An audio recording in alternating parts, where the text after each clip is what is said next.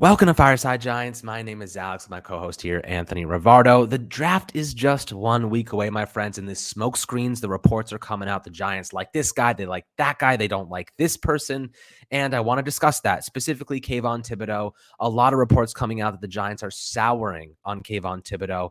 If we buy that, do we think that's a reasonable thing to consider? Is it a smokescreen? They're trying to get his draft stock to drop. We've seen players in the past, Micah Parsons specifically, a lot of negative attention came out against him, and ultimately the Dallas Cowboys grabbed him. Nobody cares about what he did anymore, and he's an all-pro level player for the Dallas Cowboys. So it doesn't seem like Kayvon Thibodeaux's cons are at the level that Micah Parsons were, and I want to discuss kind of what people are saying about Kayvon and how the Giants have been connected to Jermaine Johnson out of Florida State. How good is he? What does he offer? So I am curious about Jermaine Johnson as a pass rusher. A lot of people really like him. There is some reservations that I do have, but Anthony, before we dive into this specific topic, how are you doing tonight, my friend?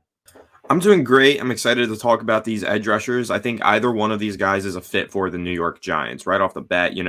Obviously, I really like Kayvon Thibodeaux. I've made that abundantly clear on this podcast, and we've talked about him at length, being one of the most exciting prospects in this year's draft and one of the players that both of us would really like to see the Giants draft. Now, of course, it sounds like maybe the Giants won't draft him even if they have the opportunity to. But if they do, I'm going to be thrilled. And if they don't draft him and they opt with Jermaine Johnson, maybe in a trade down scenario or even at 7 overall, I'd probably be pretty thrilled with that as well. I really like Jermaine Johnson as a prospect. I think this class of edge rushers in this year's draft class is really solid. There's a lot of good talent in there, and the Giants are definitely going to be able to find someone to make an impact in year one. And that's the thing. You want to get an impact player year one. There's reason to believe the Giants will target a Sauce Gardner or a Derek Stingley. Really, there's a lot of reports and information stating that the Giants could have Evan Neal on the board at 5. And if that's the case, get your right tackle and walk into the sunset and take the best player available at 7th overall. The Carolina Panthers at number 6 could go quarterback, they could go offensive tackle. They're kind of a concern in my opinion. But Kayvon Thibodeaux, what is his cons? His biggest con is two things. One, there's questions regarding his work ethic, right? Is he going to put 100% into every play? One player I love to look at as a prime example of work ethic is Jason Pierre-Paul. We all remember JPP back when he was at the Giants. The guy never took a play off. He would chase guys down 50 yards down the field. He would be sprinting, looking like the District 9 alien, making his way downfield, the clubbing people. It was insane. But, watching his work ethic really set the standard of what I like to see in pass rushers, guys that just don't stop. They will do whatever it takes to make a play because you never know. A guy that big, moving that fast, you come up from behind and hit that ball out. Usually those running backs, those runners don't see it coming a lot of times. You can create opportunities for your offense that way. And I think JPP kind of set the standard in terms of like what we've seen over the last decade, doing that for the Giants. Of course, there was many other players, Justin Tuck, Michael Strahan, of course, so many guys that do it. But when I look at Kayvon Thibodeaux, the concern is, does he go 100% every play? Does he take plays off? Does he disappear in games? I'm pretty sure, I think the statistic was that 48 of his 75 pressures or 48 pressures last year, I think it was maybe a half of his pressures last year, something around that number, came in 3 games. I think it was Cal against California, UCLA, and Oregon State. That's kind of concerning. If all of most of your pressures are coming in 3 games, maybe that indicates he disappears sometimes.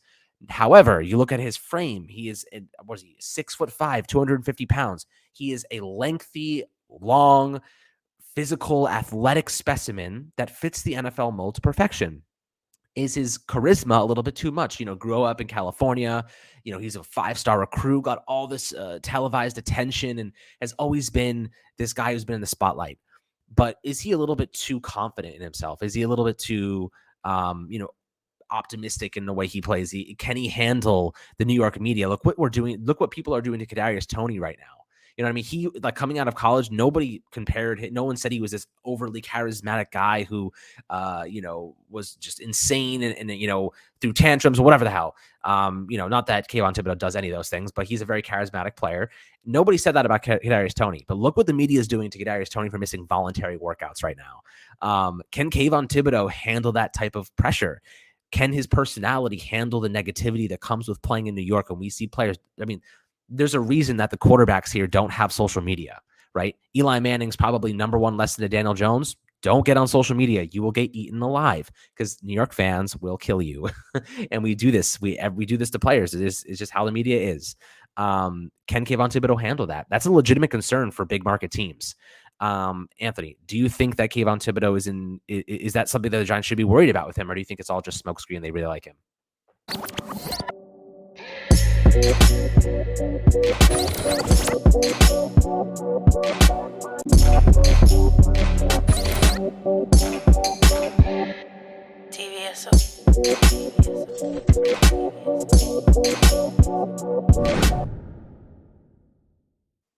I don't know if it's necessarily smokescreen. I'm not going to say that they don't actually have these concerns, but I'll say that I don't personally have these concerns. I think that he's tremendously talented, and I think that with a good coaching staff and a good culture, you can turn him into an all-pro player. I think he's got that ability. I don't really see the disappearing in some games thing because I think his pressures were pretty consistent. I know a big chunk of them came in those big games, but really what that shows to me is he has the ability to be a game changer. Any given week, he can just enter the game and wreck it for the opposing offense. And I really like that about Kayvon Thibodeaux.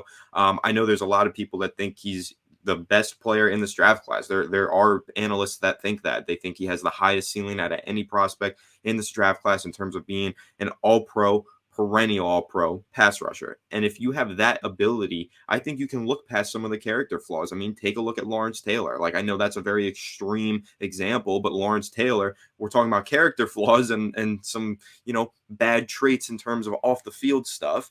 You're talking about Lawrence Taylor, but you're also talking about they coached him into being the greatest pass rusher and defender in NFL history. So there are some cases where I think you can look past a little bit of arrogance or a little bit of behavioral issues that you're not too crazy about, or the way that he conducts himself, because he is so freaking talented. Now, that's not to say if he has any horrible allegations off the field, you look past that, but he doesn't. Kayvon Thibodeaux has a clean record, a clean sheet. To my knowledge, at least, I don't think he's ever done anything that's gotten him in any legal trouble or any trouble in any sense of the word. So when we're just talking about maybe he's a little too confident or maybe he's a little too arrogant when he speaks to the media, okay then, but how good is he on the football field? Maybe he's a little too much for offensive tackles to handle, and that's what I care about with Kayvon Thibodeaux. I just think his talent, more than anything, is important here. I'm not that worried about, how he responds to the media in interviews. And I think that, yes, he can handle all that because he's been on a big stage since his freshman year at Oregon when he had 10 sacks as a true freshman.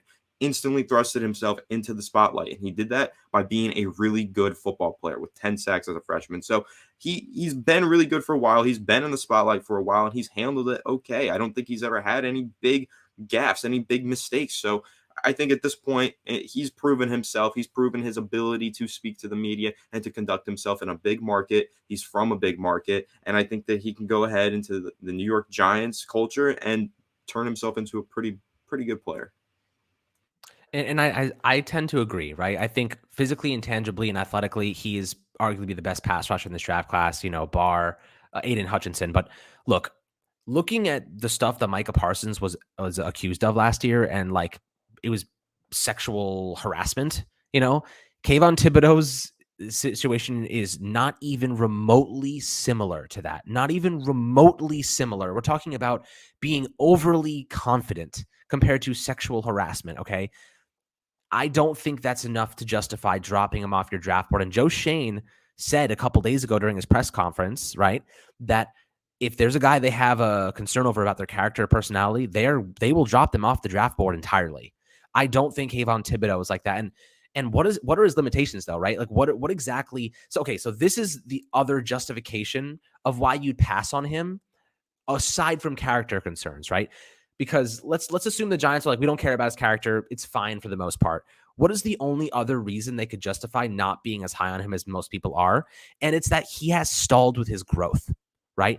His best season arguably came as a freshman at Oregon. He has plateaued over the last 2 years. His stats have not taken significant jumps. He has not become this, he has not lived up to the monstrous hype that was initially set out for him, right? Otherwise, he'd be the number one pick, hands down. Wouldn't even be a question. That's the only other justification I have for Kayvon Thibodeaux not being of liking for the Giants. I think that Wink Martindale would whip him into shape pretty quickly. I think that he would be disciplined and he would be put in a system where he could be aggressive, utilize his strengths and speed and length and bend in a very aggressive scheme.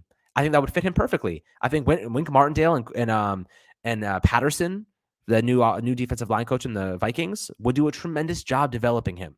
I really do. So I personally, I'm going to go out on a limb and say it's smoke.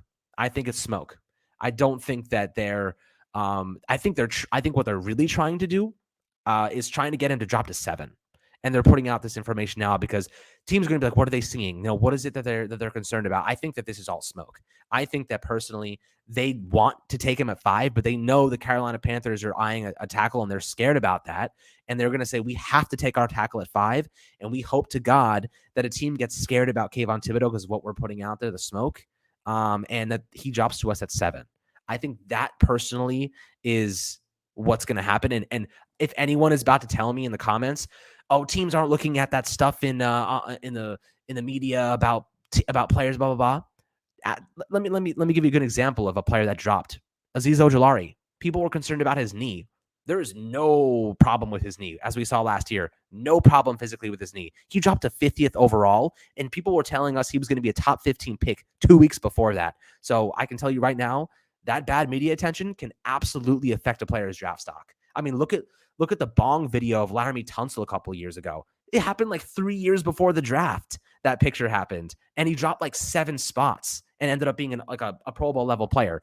You cannot tell me that media attention does not affect a player's stock, because it absolutely does. And I think that for Kayvon Thibodeaux, they're trying to do that because they are just trying to give themselves a little bit of leverage and a little bit more of a possibility of him landing at 7. Do you think that's pretty reasonable? Absolutely think that that's reasonable. I'm not going to predict that that's exactly what's happening because, again, I'm not in the Giants front office. So who knows? This Totally is fair. possible, though. But also, playing into what you're saying, Joe Schoen in his pre-draft press conference this week did mention things that he saw in the media. He was like, well, of course we pay attention to the media. We see what they're saying about the Carolina Panthers and what they might be doing at number 6 overall. And when draft day rolls around, we're going to start calling teams to confirm some of these rumors. So yeah, they do pay attention to the media. Joe Schoen is very in tune with what's being said about every draft pick and every team and who they might be targeting. He's keeping tabs on it, and he's going to follow up with it on draft day. So it is something to keep in mind that, they could be putting out some smoke screens. They could be saying some things to some reporters to go ahead and get a little bit of buzz out there for a specific player, hopefully trying to get them to drop to their spot. That's definitely a tactic that we've seen NFL teams employ before, and it wouldn't shock me if that's what the Giants were doing right now. Absolutely. Now, aside from Kayvon Thibodeaux, I want to discuss Jermaine Johnson for a moment here, right? Jermaine Johnson out of Florida State, transferred from Georgia for his senior year, played 12 games last season, and he was an absolute monster. 11.5 sacks, 17.5 tackles for a loss, 70 total tackles, 2 forced fumbles, 2 passes defended, and a fumble recovery. 6'5", 260 pounds, so he's 10 pounds heavier than Kayvon Thibodeaux. He can play a 4-3 base, can play a 3-4. He can do a lot of different things for a defense. He is 23 years old compared to Thibodeaux at 21. So he's coming into the league a little bit older. He's an older rookie, kind of like Rodarius Williams last year. And ultimately, when you're looking at a guy at that age, it's not the biggest concern to me personally. Physically, he's developed, right? He's a developed player. Thibodeaux probably has a little bit more development to do with his body, but I think Jermaine Johnson probably is more physically developed. I also think that, interestingly, he's a little bit raw as a pass rusher. So Thibodeaux, I think, is a better pass rusher than Jermaine Johnson, but Jermaine Johnson is going to be a great edge setting run defender day one. So you at least, if you're looking at Wink Martindale's scheme, those defensive linemen have to be able to stop the run. And Jermaine Johnson is going to offer that to you on day one. So I think that could possibly be playing a major variable in their draft evaluation. And they see the upside as a pass rusher. He is raw. He does need to kind of increase the usage of his hands, a little bit more active with his hands, shedding those blocks and, standing up vertical. I think that that will be something that he has to work on tangibly. The guy is skilled out of the wazoo, right? He is physically imposing. He is a great athletic player. Most of his issues are fundamental based. All of his cons are coachable. He's humble. He doesn't have this charismatic issue that some predict Kayvon Thibodeaux will have. I'm not saying he will have that, but he doesn't have that situation going on. He's pretty much clean. He's a clean bill, and he has a tremendous upside. He's just a little bit older, and that's probably why the Giants are high on him if these reports are correct, Anthony. But you're looking on Jermaine Johnson. What do you think of him as a fit for the Giants compared to Thibodeaux? I mean, I really like Jermaine Johnson. We've talked about him before on Fireside Giants, and I've always been very high on him. What I really like about Jermaine Johnson is his run defending ability. You mentioned that he's an edge setter, and I think when you take a look at what Wink Martindale does defensively and how his defenses have been top 5 in the NFL in run defense over the last like 5 years, like each of the last 5 years, something like that. I don't know the exact statistic, but I know that Wink Martindale really emphasizes edge setting edge rushers, right? Those pass rushers on the outside need to be able to defend the run. That's really important in Wink Martindale's defensive scheme. And Jermaine Johnson is an elite edge setter. Like he is a great, phenomenal run defender. He wins with leverage. He's powerful at the point of attack. He's got all those traits that you need to be a successful edge setter at the next level. So when you take a look at Jermaine Johnson and his potential fit with the Giants, I think his scheme fit is perfect. He would fit perfectly with what Wink Martindale is trying to do defensively. So that's what I really like. And then when you talk about his pass rushing, and it's solid. Like he is a good pass rusher. Sure, he's got some hand usage that needs to improve a little bit in terms of, the fighting and the counter moves, all that kind of crap. But he's got a good ability already, and he's only going to get better. This is like a lot of his mistakes are very coachable. You read up on him. Everyone says the same things. He's already got a solid baseline as a pass rusher. He just needs to build on it. He's already good at it, just needs to get great at it, but he's already great as a run defender. So when you're talking about his year one impact, for sure, like he's going to be a good player. Like he's going to make a difference, at least as an edge setter. And probably by the end of his rookie season, he'll start to turn it up as a pass rusher too. So I really like Jermaine Johnson. I think that he's kind of one of those players that has a more refined game. When you're already good in run defense, you can learn to be a better pass rusher. But it's kind of tough if you don't have that power at the point of attack as a run defender when you enter the league. It's kind of tough to envision that a player is going to develop that at some point, right? Because that's kind of different. Pass rushing, it's kind of like a game in its own right. You can really learn how to beat offensive tackles and get around them. That's something that you can learn through coaching. But with the edge setting, a lot of that has to do with your physical makeup and your power and your body. So Jermaine Johnson already has all of that. He's got the physical makeup, the power, the leverage. He has all of that. So it gives him a great baseline as a run defender as soon as he enters the league. And then he just has to build as a pass rusher. Again, really like his fit with the New York Giants, especially in Wink Martindale's defensive scheme. Yeah, and before we wrap up here, I just want to point out one more thing. I'm looking at Jermaine Johnson's kind of game log for the 2021 season. He doesn't have many games where he just disappears, right? Like every game, he has an impact play. To start off the year last year against Notre Dame, 1.5 sacks, 2.5 tackles for loss, and 7 total tackles. Then the next 2 games combined, he had 22 tackles, 4 tackles for a loss, and 3 sacks. And like he only had 2 games where he didn't record a sack or a tackle for a loss. So one against Syracuse, he still had 7 tackles in that game. And then against Massachusetts, he had 1 tackle. And then he was kind of irrelevant, but they still caught the win. Maybe they just sat him. They were kind of blowing him out at that point. But then like Clemson, he had a sack, 2 tackles for a loss. He showed up against big teams. Against Miami, 3 sacks, 5 tackles for a loss, and 7 total tackles. The guy shows up in big games. That's another thing that I'd like to point out. If you're looking at Kayvon Thibodeaux's, I guess, I'll try to figure out what his game log kind of looks like and see how he performed against better teams, and that'll be the final point of this. But let's see. Against Stanford, he had a tackle for a loss. Against Colorado, he had 3 tackles. Washington, so he didn't even play in that many games. He played in 10 games, and he recorded 1, 2, 3, 4, 5 games without a sack. And his competition wasn't that great, to be honest. California, so against California, UCLA, and Oregon State, he had the majority of his action. All the other, in Washington State, he had 2 sacks. I have to say, I'm not really impressed with the quality of the teams he played against last year compared to Jermaine Johnson, so that may have played a role. But it's going to be interesting, guys. I'm really curious to see what you guys think about this. Of course, a lot of people are high on Kayvon Thibodeaux. I am as well. That's not what I'm trying to say. I think Kayvon Thibodeaux at 7 would be an absolute home run. Jermaine Johnson, too. Guy is going to be a physical edge setter in the NFL day one, which is something the Giants need to have in an aggressive man coverage scheme and cover one style in Wink Martindale's system. But I am excited for the draft coming up in a week. I'd love to hear your opinions below on these 2 players. Which one would you guys prefer the Giants take? As always, make sure to like and subscribe to the channel below on YouTube, and we'll catch you guys on the next Fireside Giants episode.